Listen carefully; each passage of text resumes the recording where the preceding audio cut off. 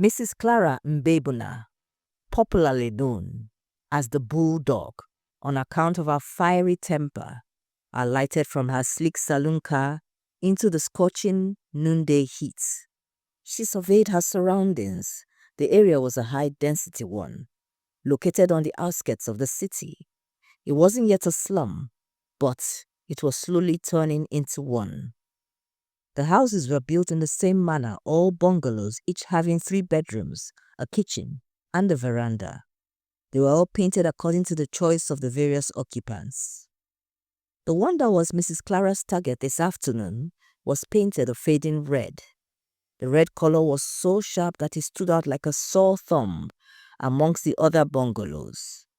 The street was littered with bits and pieces of refuse, and the road was ridden with very large potholes that could swallow a smaller car. Mrs. Clara walked toward the house and noticed the children in front of the house. They watched her with a mixture of curiosity and fear. She stared at them for a couple of seconds, then hissed and pushed open the rickety gates.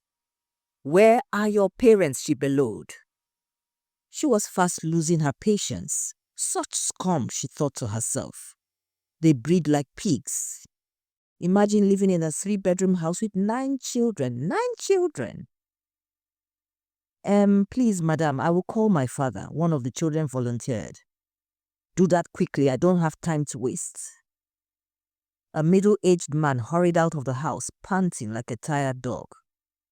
"I am sorry, madam. Please come inside. The heat is too much for you."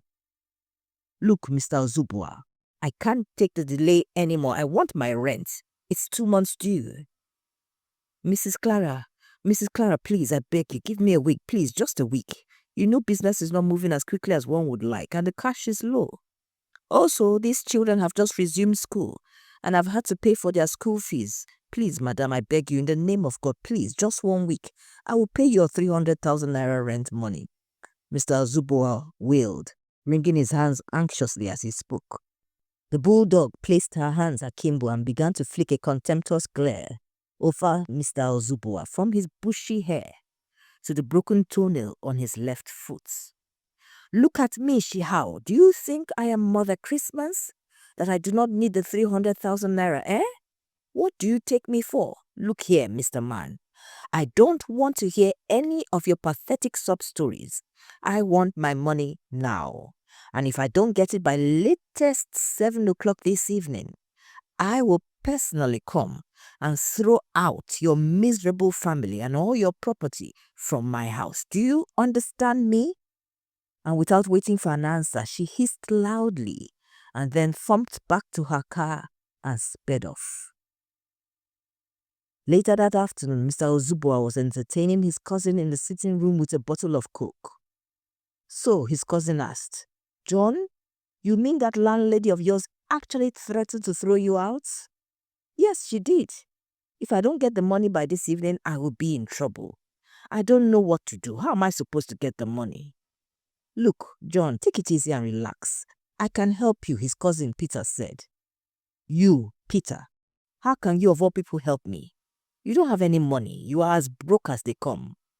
John said this because it was common knowledge that Peter was a layabout and a notorious womanizer.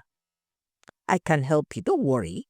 I will get it for you because I like you and also because you have always been good to me. I know you think it's impossible, but just relax, my brother."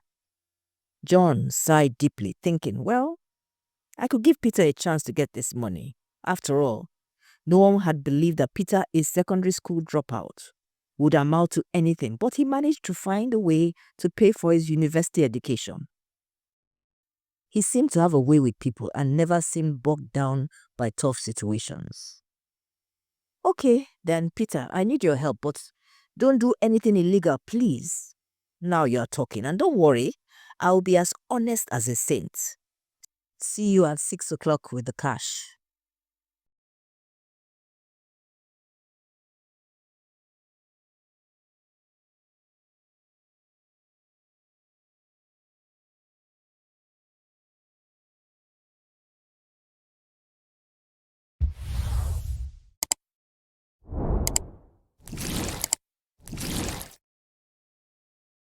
300,000 naira. Sweetheart, what do you need that kind of money for? I already give you enough, don't I, my sweetie, sweetie?